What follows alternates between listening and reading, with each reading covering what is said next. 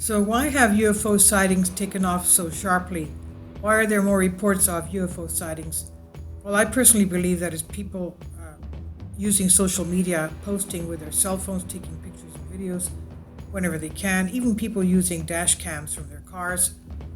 Now, it could just be that we've all started gazing at our empty skies all of a sudden a lot more, but the Ministry of Defense expert and even the Pentagon beg to differ. One of the stranger pandemic phenomena is that there's been a sudden upsurge of interest in UFOs, while the skies were largely empty of normal air traffic. Is fascinating with unexplained aerial activity took off, heightened by the Pentagon's own X-Files. The National UFO Reporting Center in the U.S. charted more than 6,000 sightings, quote unquote, globally in 2019, up from the well below 4,000 sightings in 2018, and that increased to more than 7,000 last year, 2020. And in British UFO Research Association, BUFORA, has reported a rush of applications for its 8-month courses, which equip people with the skeptical skills needed to objectively consider what they call high strangeness cases. Yeah, there is such a course in the UK, it seems. Now, meanwhile, former UK police detective and RAF investigator Gary Heseltine set up a global organization called International Coalition of Extraterrestrial Research, ICER for short, to advance knowledge of unexplained events. And now, respected British ufologist Nick Pope told Daily Express, top secret UFO unit he ran at the Ministry of Defense, until kindly support my Patreon account. The daily posts are 5 videos daily, and they are totally different from what I have on my YouTube channel. Thank you so much for your support and that you find all my content so interesting. You'll find the Patreon account details in the description box below. So Nick Pope ran that secret UFO unit, Ministry of Defense in the UK, until it was mothballed in 2009. He says it should be resurrected as a matter of urgency. In the meantime, he's been going around the world talking about all this, what his experience was, and the UFO phenomenon. Now, what has added rocket to the fuel to the age-old speculation about extraterrestrial alien visits has been this summer's admission by U.S. officials that they cannot explain over 150 sightings of objects in the sky, many of which were seen by highly trained and rational Navy personnel. In June, the U.S. Office of the Director of Intelligence produced a 9-page document for Congress entitled Preliminary Assessment, Unidentified Aerial Phenomena, UAP, which was based on investigations by its task force. So they call it UAP, so they don't call them UFOs, unidentified flying objects. Now, experts examined 144 incidents. They occurred between 2004 and 2021, and most of which were captured on sensors, including radar, infrared, and electro-optical equipment. So in just one case, there was an object identified, a deflated balloon. The rest were still unexplained. In 18 incidents, unusual UAP movements and flight movements were observed in unemotional language, the report said. Some UAP appeared to remain stationary in winds aloft, move against the wind, maneuver abruptly, or move at considerable speed without discernible means of propulsion. Unexplainable by our technology, that is. Now, the report clearly did not find any evidence of extraterrestrial activity, but the very fact that certain flying objects could not be identified is enough for some people to conclude that the report could not rule out extraterrestrial aliens. Nick Pope is not just jumping to conclusions, but he wants more research. During his 21 years at the Ministry of Defense in the UK, he spent 3 years amassing files on UFO sightings, which included analyzing radar tapes and photographs. So in an area which attracts more than its fair share of imaginative eccentrics, his views usually attract sober consideration. Speaking from his home in Arizona in the U.S., Nick says, given that the U.S. intelligence community recently sent a report to Congress stating that UFOs were a potential national security threat, it's a serious mistake for the Ministry of Defense not to re-engage on this issue and restart official research investigations. He said, if there's something in our airspace, we need to identify it and determine whether we're dealing with Russia, China, or something else, meaning off-world. Besides, when the US, as a senior partner in NATO, says the phenomenon is a security threat and that we need to find out what's going on, it's short-sighted if the Ministry of Defense to say they're not interested. Of course they have to be interested. Nick says, what's important about this is that we have eyewitness testimony from Navy Top Guns, radar evidence, and various official photos and forward-looking infrared videos. It's a perfect storm of evidence, he says.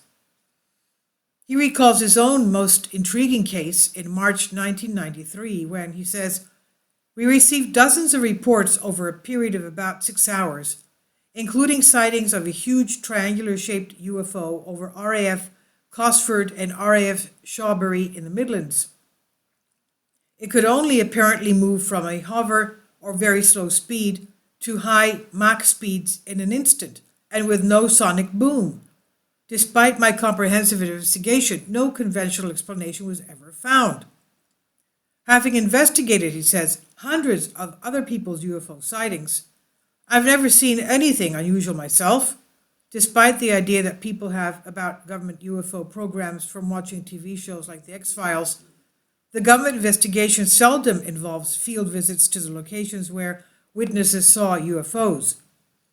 It's more focused on radar data, analyzing photos and videos, and applying disciplines like MASINT, that's measurement and signature intelligence. He says, I doubt there's a single neat solution to the UFO mystery, and with regard to those sightings that seemingly cannot be explained as misidentification or hoaxes, I'm open-minded and don't rule out any possibilities. The extraterrestrial hypothesis is certainly the most fascinating idea, but despite the various conspiracy theories about government UFO cover-up, we don't yet have a smoking gun that proves that we are what we are dealing with. He says, of all possibilities, aliens would be the most interesting and impactful solution, but perhaps the answer involves some phenomenon so bizarre and abstract that we have neither the words to describe it nor the mental capacity to truly comprehend it. And there's more caution from the director of Bufora, Heather Stone.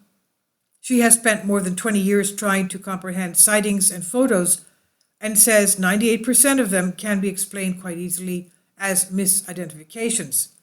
When people take photoentlygraphs or look through glass, usually windows, objects can be distorted. Even drops of rain take on unusual shapes, she explains. Testimony from witnesses about close encounters with aliens in their homes are usually explainable as well, she says. She and volunteer colleagues have discovered those who report seeing aliens have often had out-of-body experiences in the past. Sci-fi films and drawings of aliens and spacecraft provided a huge library of images people subconsciously download into their brains, which can be drawn on to help them explain encounters, quote-unquote, which are normally just very vivid dreams. Heather runs courses for budding Bufora investigators, which teaches them to be skeptical and analytical. And she says, there was a definite increase in interest in the courses in the pandemic.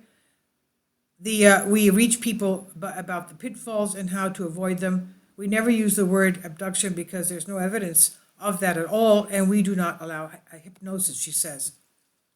11 people are on the course now, with more wanting to join in September. Well, I guess September has passed. This is an older article. They will learn that as people fall asleep and wake, they can be in sort of a twilight semi-conscious state where dreams can seem very real. People can assume what they dream, being visited by strange creatures, for example, actually happened. And Heather says having an altered state of consciousness from sleep to waking can create hallucinations as well. Although a confirmed skeptic, there are a couple of incidents which she says she cannot account for. Both high strangeness cases hark back to the mid-1990s. A man was driving home in southeast London at 3:30 a.m. and he heard a whirring sound. She says he got out of his car and saw a ball of light the size of a football. It was hovering 3 or 4 feet off the ground. He was gobsmacked. All of a sudden, it rose up and took on a solid shape about 30 feet tall, and then it became a ball of light and shot off again. A similar incident occurred in Cumbria with a woman taxi driver whose car came to a sudden halt. She got out and saw a ball of light over a wheel. She was drawn to look at it. Heather says all of a sudden it rose above the car and shot off. So what is going on here? Last month, student Matthew Evans took pictures of what he thought was a UFO, a triangular formation of lights from his home in Teignmouth, Devon, which hovered over the sea before vanishing at speed. If skeptics expect the UFO fever to abate as we slowly emerge from this pandemic, they may be disappointed. Gary Hesseltine, who also runs UFO Truth magazine as a 96-page bi-monthly e-magazine, is another, like Nick Pope, calling for yet more official research. Gary became vice president of ICER last May and links up with ufologists in 29 countries to probe sightings. There has to be, he said, a global approach to this. And he insists the release of the 9-page report in the US is a turning point. We have gone beyond lights in the sky, atmospherics, and mistakes. We're talking about craft now. Spacecraft, that is. There's 40 minutes of military video to go with that report that we have not seen. The things they've seen and reported go way beyond anything the Russians or Chinese could do. Craft making right-hand turns at incredible speeds, dropping from 80,000 foot above the sea to 50,000 foot in 0.8 of a second to stop right on top of the surface of the water. They are capturing things in ways never captured before, so we're dealing with something which is not man-made. And he says, our international coalition of experts is an attempt to examine all of this on a global scale. The growing number of UFO spotters would seem to support any existing believers who claim we are not alone. Interesting. I have seen a UFO. I was about 10 years old in Montreal. Summer evening, we were going around the cul-de-sac of our neighborhood with our bicycles. I had a beautiful, spiffy black bicycle, beautiful. I used to call it my black stallion, my black beauty. But anyway, around one of those turns at the end of the cul-de-sac, we saw this white thing on top of an electrical tower. It was a saucer-shaped white thing, just sitting there on top of the tower, not sitting on the tower.